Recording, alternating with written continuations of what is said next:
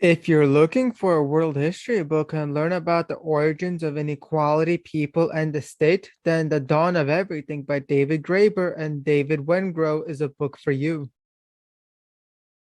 The stories being told about the past impact how humanity sees itself, impacts how people interact with each other and the society that is created. That is why it is important to understand how people came to be, how people came to have the social conditions that they have. Research on the history of humanity sought for origin stories about social constructs, with many of the ideas coming from hypothetical conditions due to a lack of data. But now there are actual historical anthropological records which change the way humanity understands itself.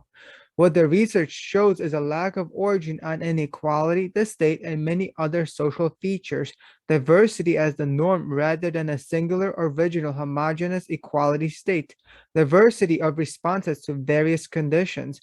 The diverse responses of societies are more complicated than they appear, as features that appear better or worse than the alternatives can have very different conclusions. Humanity is a composition of projects of collective self creation. Some caveats for the book include that most ideas are not novel. The ideas only seem novel because they keep picking on those who had opposing views, finding and magnifying minor issues with the opposition, but then not giving credit to the opposition for many of the same views in the book. For many ideas in this book came from other sources that include the opposition.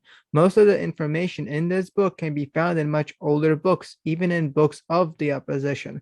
What this book does well is reorient the discussion away from a search of an idyllic origin to consider the diversity of human experience. Till the next review.